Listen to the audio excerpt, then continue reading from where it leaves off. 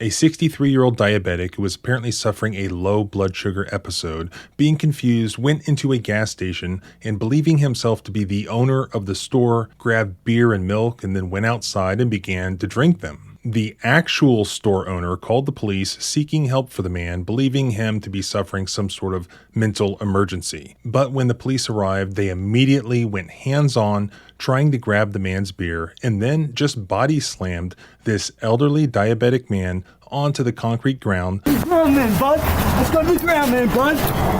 How's that? How's that, bud? You feel better now? Taunting him, pulling his arm behind his back, trying to cause him pain, arrested him, violently throwing him into the back of the police car. How's that, bud? And then, realizing that the man is diabetic, I think he's diabetic. So we need an ambulance. they called the paramedics and their supervisor. We think he's diabetic. He's been drinking. He's under arrest. The paramedics said that the man immediately needed to go to the hospital. So he got to go to the hospital and get cleared anyway? EMS is saying he needs to go to the hospital. But the cops said no. It's fine to me. We'll let the EMS at the jail try to take him out. So the paramedics left without the elderly man who was suffering an apparent medical emergency. Then when the supervisor got there, the cop said nothing about the medical emergency and then lied about the man allegedly throwing his beer on them. So I run up and grab him. He blows the beer in the air. We all get soaked. Which is easily disproven by the video footage. So instead of medical help, this man got violence instead, and then a bunch of criminal charges. And now, in just a few days, this man is facing a trial for which he may be looking at years in prison. As we go into this new year, there will be more data breaches than ever before. Have you ever used DoorDash? Well, on November 13th, DoorDash confirmed a data breach that exposed the names, email addresses, phone numbers, and physical addresses of an undisclosed number of its users, including customers, dashers, and merchants. This can and will happen to you. You're at even more risk when you have exposed personal information on the internet. And that's why I recommend setting up an account with the sponsor of today's video, Incogni. Incogni tracks down and removes your personal data from multiple sites, including online directories, people search sites, and even commercial databases. This process is fully automated, so it will continuously remove your data from those places. As of today, Incogni has removed my personal information in 812 different places online. But I also use the custom removal feature available in the Unlimited plan and the Family Unlimited plan to take down almost everything that's exposed about you online. So check out Incogni using the link below, or go to incogni.com/civil to get an exclusive 60% off. That's incogni.com/civil and use code CIVIL, or click the link below to take your personal data off the market. Now let's get back to this video. And welcome back to the Civil Rights Lawyer channel, where my mission is to protect and defend your constitutional rights. Many of you sent me this video coming from the Long Ranger, Florida YouTube channel. I will post a link to this original video in the description below, and I will also upload the unedited, uncut, raw body cam and dash cam footage of this incident to my raw footage channel, just in case that footage happens to disappear or go unlisted. Now, before we get into it, I don't have any independent documentation other than what I've seen on online court records or communication with any of the individuals involved here. So my disclaimer is that all I know is from what I see and what I've read in the description on Long Ranger's video. This incident occurred in Ocala, Florida, and involves the Ocala Police Department. This occurred on September 8th of 2025 and involves this guy, Rodney Sebastian Harmon, who I'm approximating is around 63 years old due to just blurry glimpses I saw of his ID. He is definitely a diabetic. I don't believe that's disputed. And just looking at his criminal history, it appears that he has maybe a history of long-term homelessness, which is consistent with what we see in this video. So according to the original video description, the reason that the Ocala police officers arrived at this convenience store was because the owner of the store called them because this guy Rodney walked into the store. You can see that he's confused in this video. He claims to be the owner of the convenience store. He grabs some beer and he grabs some milk, and then he walks outside onto the store's front porch and he begins to drink those products without ever paying for them. Now, the store owner calls the cops, but doesn't want to press charges. He says that he's worried about the guy's mental health. So 2 officers with the Ocala Police Department arrive. First, the female officer arrives, and she is the one who first approaches Rodney. And as she's approaching, Rodney cracks open his can of beer and begins to drink it. How are you? So what's going on today? And she almost immediately goes hands-on and grabs his arm. And it does not go well from there. Tell me you wanna die. Why? You wanna die. Why does he want to die? You don't wanna live. What are we drinking this morning? Drinking a booze. You're not If you drinking it. touch it, you're gonna have a mark on you. That's not nice. Touch it. I want it. Why? You Now want to touch hurt it. me? Why? Now touch it. Why? The female officer immediately assumes that Rodney was threatening her when he said that she would have a mark. You're not If you drinking it. touch it, you're gonna have a mark on you. Perhaps that is a reasonable implication, knowing nothing else about the situation, but I don't think it was a threat, as you'll see later on. I think it was related to his confusion. I think it was more of a religious comment. Well, that's not very nice. Put marks on people. Just cause you got on that uniform, you got the mark. You gonna die and you gonna go to hell. You see that? Yeah. In any event, she takes it as a threat, and then here comes the male officer, like into basically white knight the situation, and it goes from bad to worse. Why? Yeah. Oh, God. Y'all rather go to hell. Ah! He's got my leg. Give me a leg. Give me an arm. Ground man, bud. Let's go to the ground man, bud. How's that?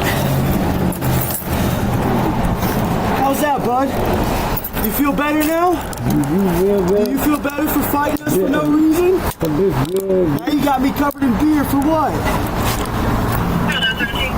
I bet you go. How can it be not? You going straight to hell, bro. There's no reason to be disrespectful. You run the fuck, you fucking with me. You just stole a gallon of milk. Hey, And you're drinking beer. So the male officer comes in and almost immediately grabs this 60-whatever-year-old man, picks him up in the air from behind, and slams him onto the concrete, just probably barely missing the man's head from slamming into the ground. And as many of you know, I've done more than one video showing basically this identical scenario where the subject was either killed or very seriously injured. This is a very serious use of force, borderline deadly force, because there's a very real possibility if you strike that person's head into the asphalt, especially where their hands are not available to shield their fall, there's a very real possibility of killing or very seriously injuring somebody doing that. And as this male officer is sort of taunting him on the ground, like celebrating like he just sacked a quarterback during a football game. Ground man, bud. Let's go to the ground man, bud. How's that? How's that, bud? You feel better now? As he's doing this, what's he telling the guy? Well, you were drinking a beer and you stole some milk. You just stole a gallon of milk. And you're drinking beer.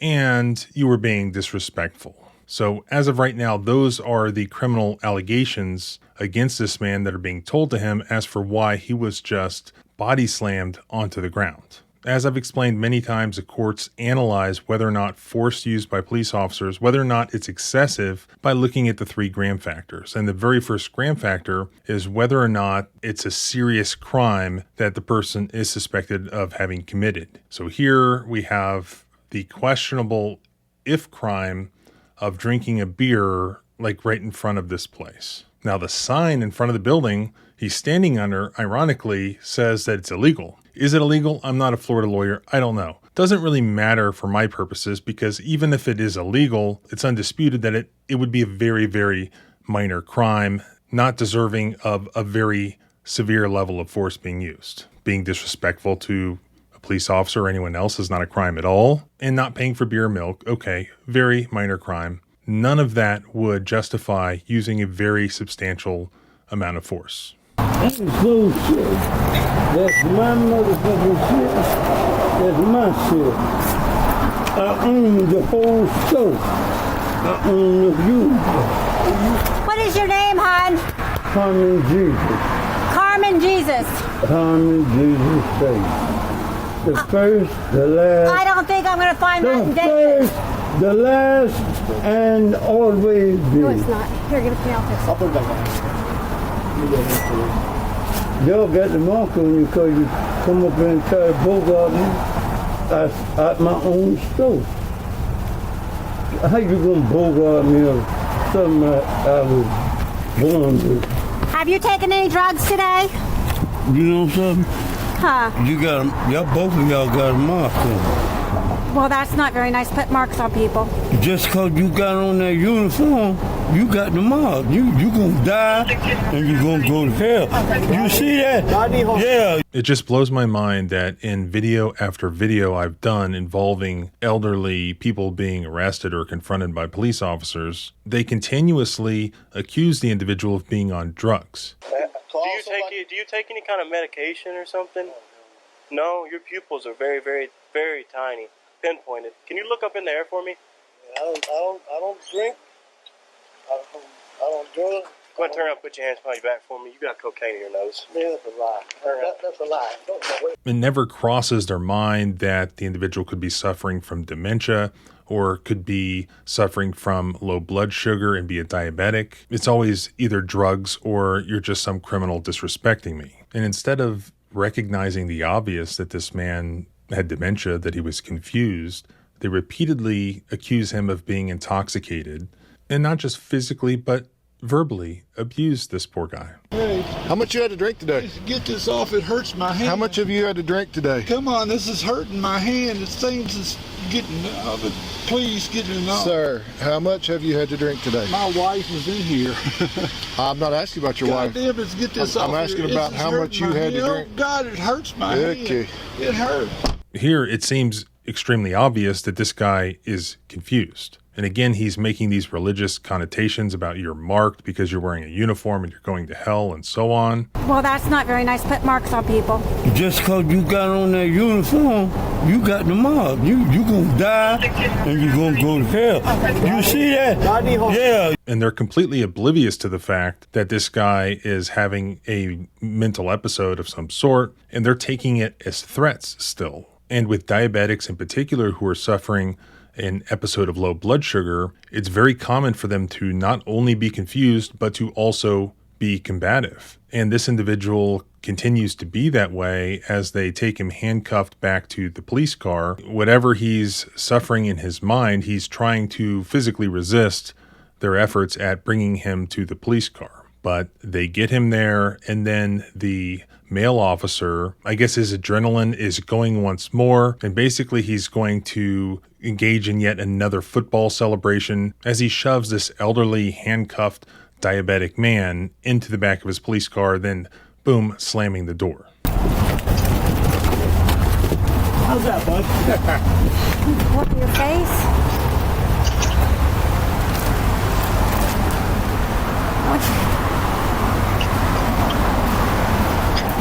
What a pair we are. Got beer all over me. Me too. I seen him grab your hand and bow up. I was like, uh-oh.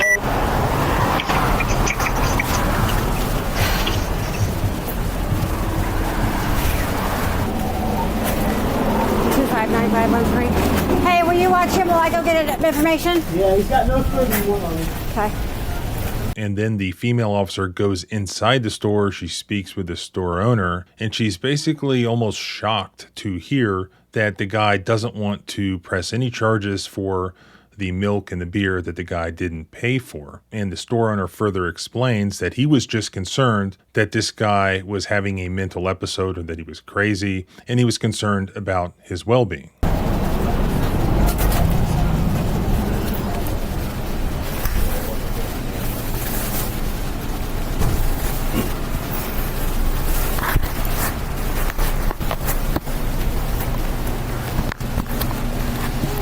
I need a name.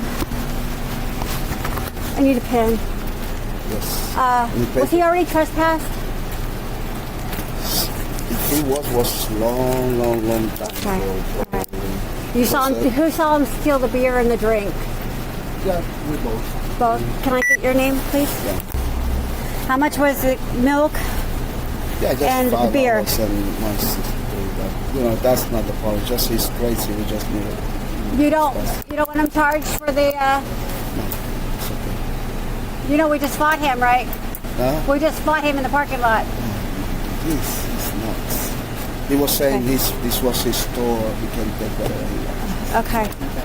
So then she walks outside and she talks to her colleague, and they're both sort of disappointed that the store owner doesn't want to press any charges because they just kind of hurt this guy. So now they sort of brainstorm about, well, what are we going to charge him with now? They don't want to do anything.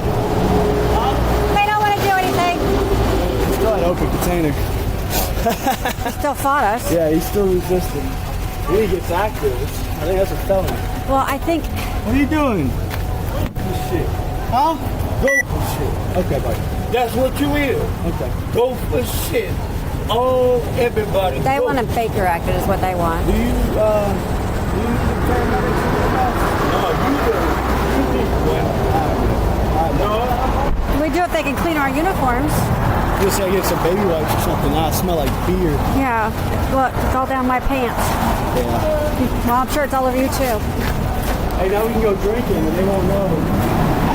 And this is about where they realize that Rodney is a diabetic, that they just body slammed and arrested this diabetic guy. Oops, that's probably why he's saying all this crazy stuff. So they do call for paramedics at that point, and they also call for a supervisor. You need a bag? I don't know what those are. He's got his own bag. Okay. How convenient. I think he's diabetic. So we need an ambulance. In case he is a diabetic. Yes, I don't know if he is, but he's got the 2595 account. Can you run us an ambulance? Possible subject's diabetic. I'm on 3. That road blue, that's my birthright. Pull my glove off and see what that is. He's got a whole prescription of them. You can't do nothing about it. They're new. Search a trail. Subscribe to him as long as it's Sola. $8.95. Okay. You don't get it.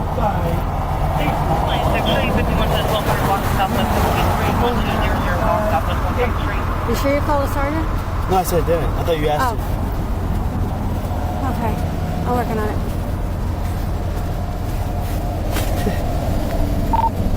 2595 account. Can you send us a supervisor, please? And that's when the folks who actually need to be there, the Ocala Fire Rescue, arrive on the scene. The officer who had violently slammed Rodney down to the ground asks the paramedics who arrived to check out Rodney to make sure that he's okay. You think he's diabetic. He's been drinking. He's under arrest. You can just check him out. He's on this side. It'd be easier for you guys to go to the other side. And then after checking Rodney out, they tell the cops that Rodney needs to go to the hospital immediately. So he got to go to the hospital and get cleared anyway because he admitted to drinking. Go to the hospital. No, his drink's all over me.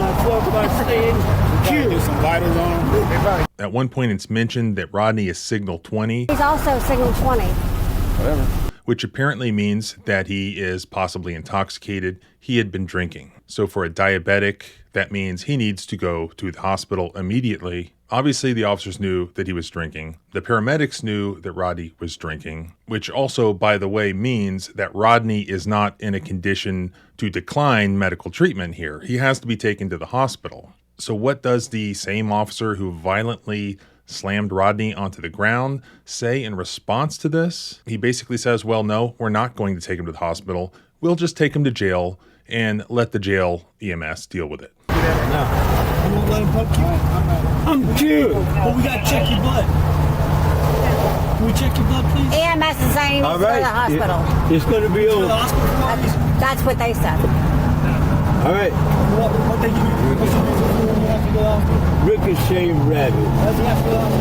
Admitted to drinking and probably his heart rate Say, Rick, how fast can you say Rick can say It's back? fine to me. We'll let the EMS at the jail try to take him out. How many? Thanks, guys. Now, you called that. Put your feet back in there since you don't want them to help you out. Come on, Rodney. Rodney, come back inside the car. Feet for me, bud. Thank you. I own this shit. Ocala Fire Rescue then leaves the scene without their patient due to no fault or choice of their own. And then the Ocala Police Department supervisor for these two officers arrives on the scene. And so the two officers then tell the supervisor everything that happened. Well, almost. Smell like beer? And it's not coming from my mouth. I don't drink beer. I don't really drink at all, actually.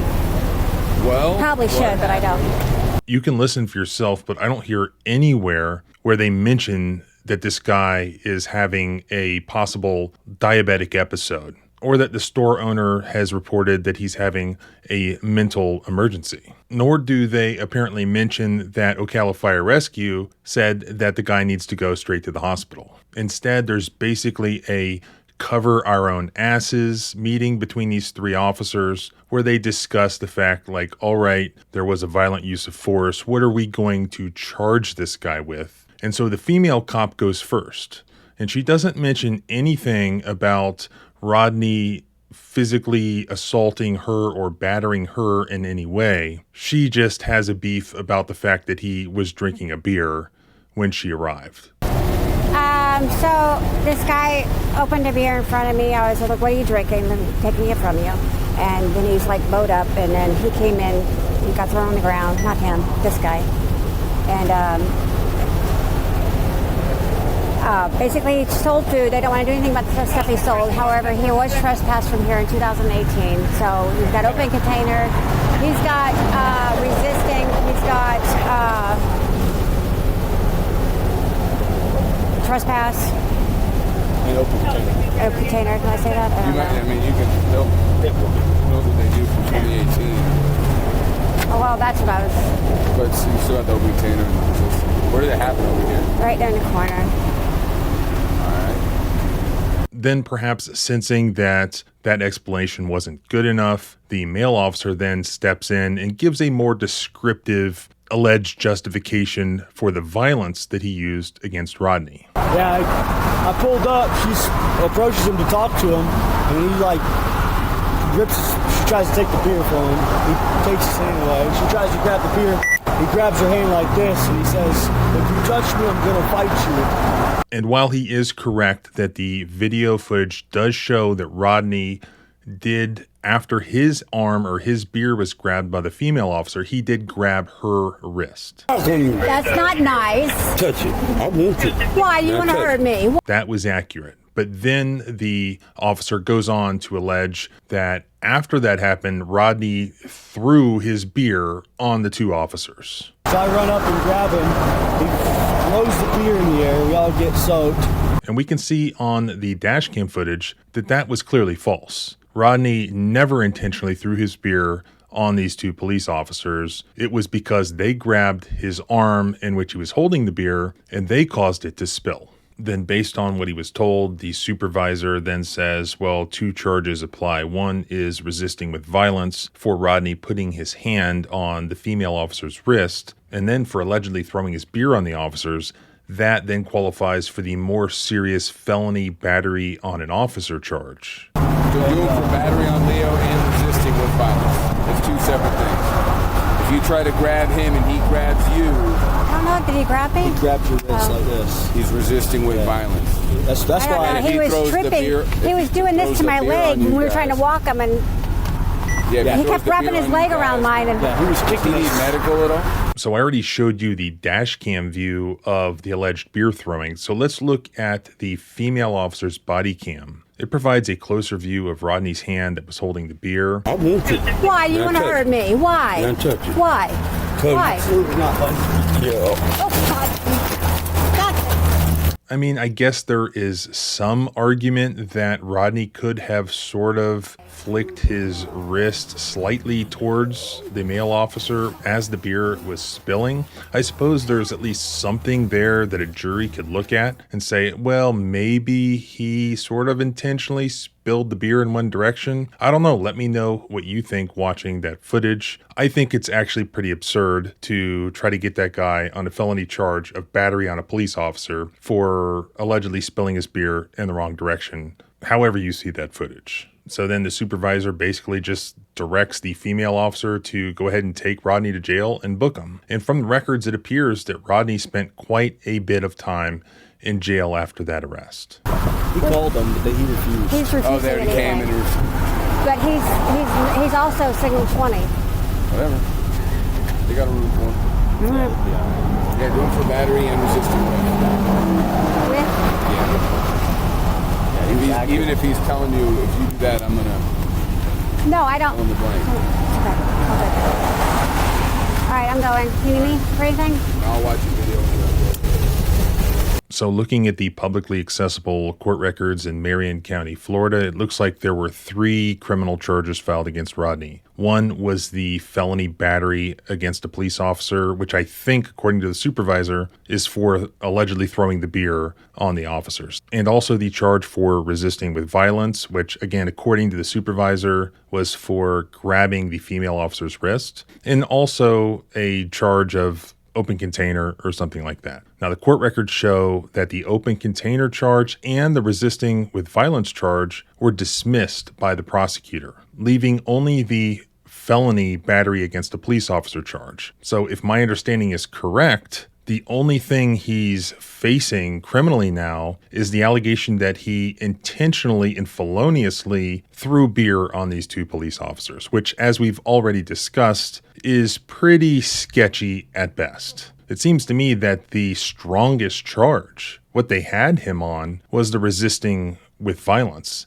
If indeed grabbing a police officer's wrist after they try to grab your beer qualifies as resisting with violence, I mean, he did that. It's on video. So why did they drop that charge and go after the felony throwing the beer charge? And the whole point of this is just how ridiculous this is.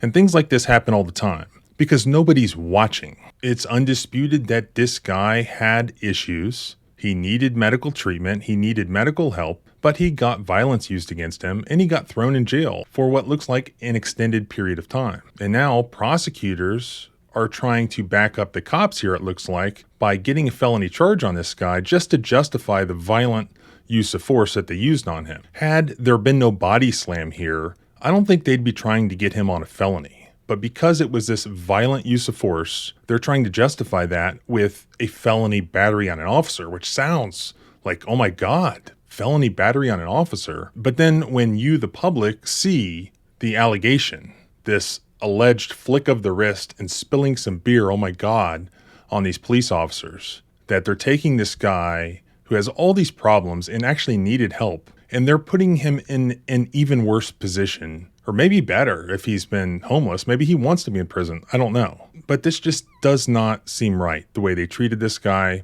who needed help. So according to the records, he is headed to trial in 4 days on January 8th at 9:00 a.m. on this felony charge. And my question is, doesn't the criminal justice system in Marion County, Florida, have anything better to do than try this guy on a felony for spilling some beer? I mean, it's just kind of ridiculous, especially in light of the fact that if you actually look at the video footage of what happened, it looks like this guy was actually the victim here.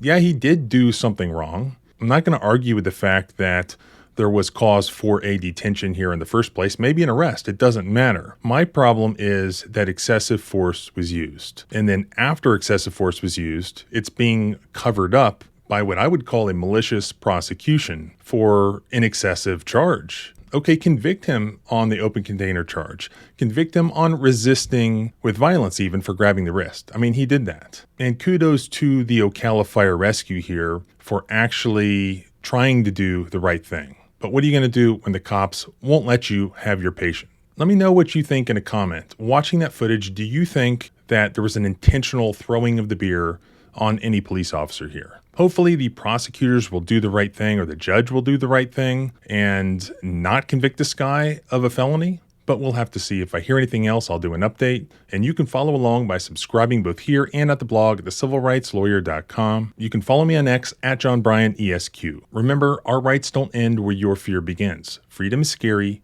Deal with it.